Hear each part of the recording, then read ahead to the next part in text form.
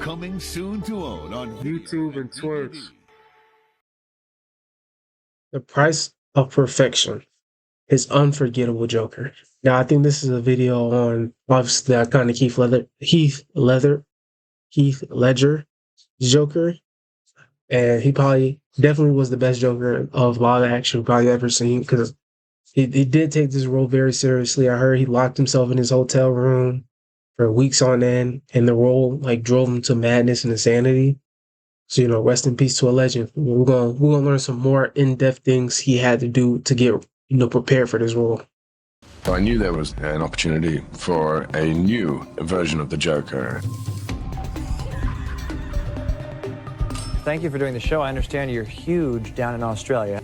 I was sitting there walking, just thinking, and I suddenly hear, "Do you want to know how I got these scars?" I'm like, Oh, his Joker impression got crazy. I suddenly hear, "Do you want to know how I got these scars?"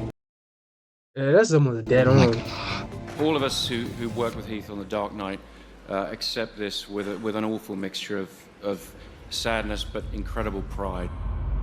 Heath Ledger, easily one of the greatest actors of his generation and can even be considered 100%. as one of the best in film history. He wasn't only in one of the most popular movies of all time, but he won an Oscar from it, which more importantly can be seen as one of the greatest acting performances of all time. I mean, he became the Joker. He locked himself in an apartment for 6 weeks to master the role and even stayed in character off camera. However, his acting career hasn't always been smooth sailing. From struggling with his mental health, anxiety, the pressures of fame, and balancing his personal life with his business life. However, it all starts in Australia, 1979. Welcome. Heath Ledger instantly had a passion for acting since he was a kid. He admired Jack Nicholson and especially Mel Gibson. However, there was something else he enjoyed too. Besides music, he spent a lot of time playing chess. He didn't just enjoy it though. He got really skilled at it. He got so good that he even won a chess tournament against other skilled chess players that were also around 10 years old, which is also around the time he started to be in school plays and local theater productions. He kept So doing he this was, while like, being really in smart. auditions and, like many new actors, being rejected. Until when he was 16, he finally got his first acting role in the TV show Clowning Around. This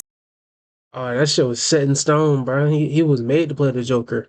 Been playing that clown is a good since start, 16. however, it was nothing compared to the role he would get 4 years later. He got to be a star in another TV show, Sweat. This is his first major role, which will be the start of his successful acting career. Because now that he's put his name out there, he could finally get a role in a movie. Within just his third film, he played a lead role in Roar. This In every photo, he looks different, like a little bit different, and not even like he aged different. Like, I don't know, it's hard to explain it, but he just looks different was a in every significant photo. project for him. However, even though he's becoming an established actor, he still kept his friends close, and it wouldn't matter how famous he got. But him and his friends knew what would be best for his career. He must move to LA to get better opportunities. So that's what he did, and now he made new friends that were also Australians trying to make it as actors. This immediately paid off, as he would get his breakthrough role certifying himself in the film industry. And that was for being in the movie 10 Things I Hate About You. You have to audition I'm not even joking. I was about to say, he reminded me of the dude who played in this movie. for that. Are you good at that? Are you one of those guys? I didn't know that was actually him. I'm pretty sure I've lost more jobs auditioning than Really? I have gained. Yeah, definitely. So now that he's getting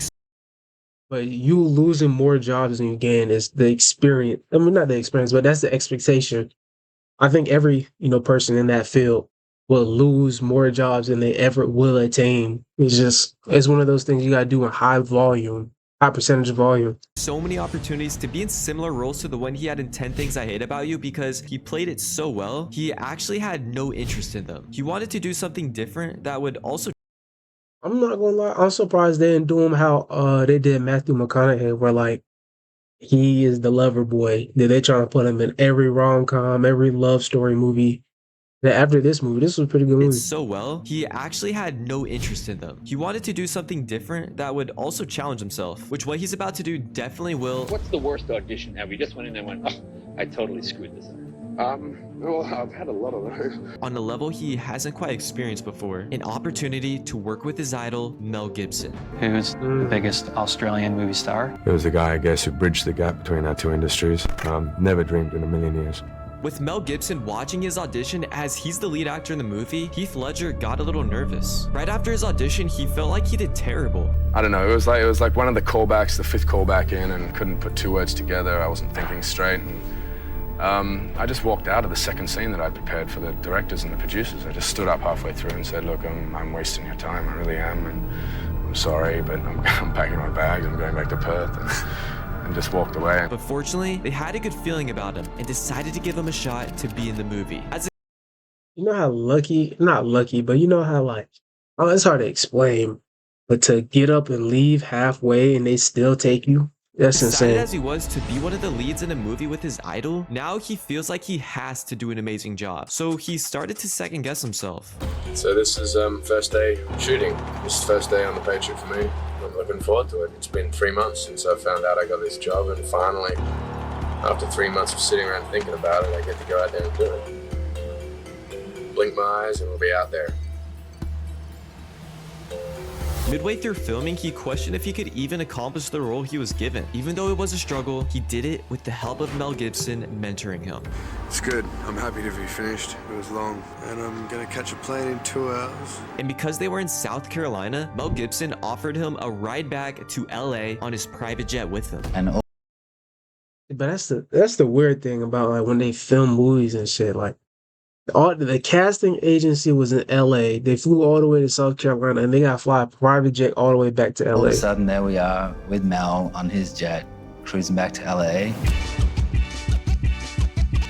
He isn't just starring in A Knight's Tale, but he's the face of it. He has quickly become an A-list actor. However, during the marketing for the movie, he had to go city to city to talk about it and advertise the film. This led to him to start stressing out a lot. I mean, he's always wanted fame, but when he got it, he didn't really want it anymore. He didn't feel that he was good enough for what people are making him out to be. But now, he's going to be in Monsters Ball as a supporting actor. However, without even being the lead, his acting performance was still highly praised. Now he could pick any movie he wanted to be in, which he mainly did by seeing who the director is. So he was in Lords of Dogtown to Brokeback Mountain, where he met Michelle Williams, who's also a well-known actor, and now they're dating. Everything is just going right for him. I mean, he's still keeping his Australian friends close, he's happy with his girlfriend, and the hot streak only continues as a year later, he's now having a kid, which him and Michelle couldn't be happier. On top of that, Brokeback Mountain was released in theaters.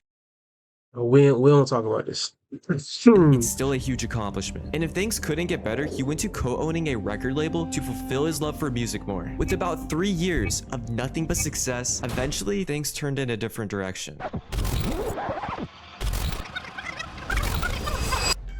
Him and Michelle Williams broke up, and it has now become a really tough time for him. He heavily struggled with his mental health and insomnia. Things were unraveling for Heath. The pressures of fame is still getting to him, and he's having a hard time balancing his personal life with his professional life. And he couldn't control it. So eventually, he started taking medications to help him sleep, even though it wasn't so good for his overall health. But all he needed was to find something to work on that will make him excited again. His love of chess was, legendary. He was an amazing chess player, and Like, something that we did Charles every day. McNung or whatever his name is. Chess online or The #1 chess player. chess face to face. Heath was trying to achieve a grand master status and was only a few points away from achieving his goal. So he went with his old roots and started planning to direct a movie adaptation of Queen's Gambit, which is about chess, something he is clearly passionate about.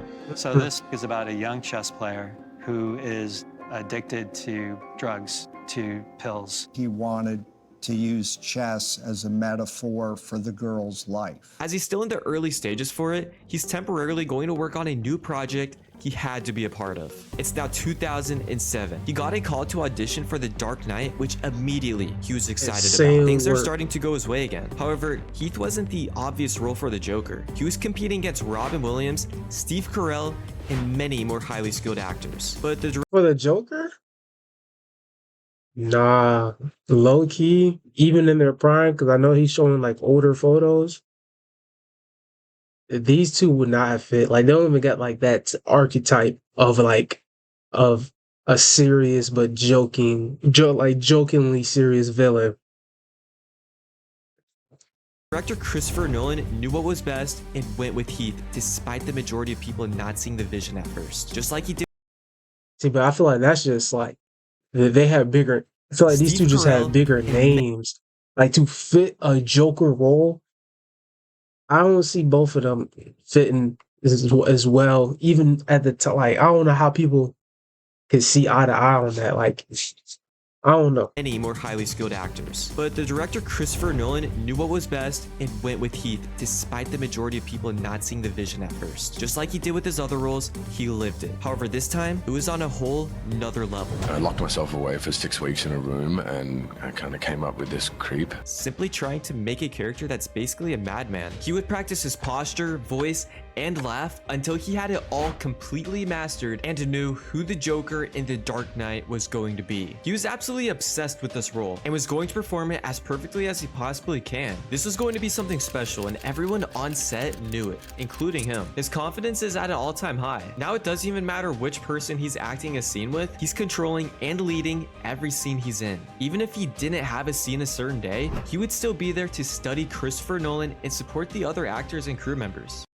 Side tangent, but which one is y'all favorite Batman? Y'all will have to say the Christopher Nolan ones, the Matt Reeves, Ben Affleck, Adam West. I'm trying to think of all the live action on the top of my head. If I had to pick, I was probably going with the Christopher Nolan ones. Is Patterson, Robert Patterson, his Batman. He has a good Batman, but it's still in the works. I feel like fighting wise, the Robert Patterson Batman is probably my favorite type of fighting. And then like how gruesome Ben Affleck is, I feel like that like I'm trying to build the perfect Batman live action. And then like I feel like me personally, the best Bruce Wayne was definitely Christian Bale. That's just me. Let me know how you feel about that. The only time that I'm alive and living and expressing and feeling and relating is when I'm on set and that time between action and cut. He was really excited for the movie to come out, and while he waited, he starts filming in the Imaginarium of Dr. Parnassus, which unfortunately will be his last. About halfway through the movie, he got the flu while filming in the cold rain, and many nights in a row, his sleeping pills weren't helping him sleep. Unfortunately, we all know what happens next. Even though he wasn't there to receive his award, he won an Oscar for the Best Supporting Actor due to his legendary performance in The Dark Knight, which many people will say is the best acting performance of all time. What he did in just 28 years is more than remarkable. Why so serious? He finishes. Holy man. Yeah, this guy's good with like the impressions, so I'm not gonna lie. Monologue for me. He's like, don't tell anyone. But that was the price of perfection. His unforgettable Joker. You know, this was a story of a very, very talented person who just couldn't deal with like a lot of mental health issues going on. So, you know, it's sad to hear about it, but you know, he's in a better place now. With that being said, let me know how you feel about that. See y'all boys later, dude. I'm not trying to score. Your heart's an open door. I got the key, I'm trying to keep composure and some more. I know you want some more, oh, oh. Can your body hear me? Want you to feel me?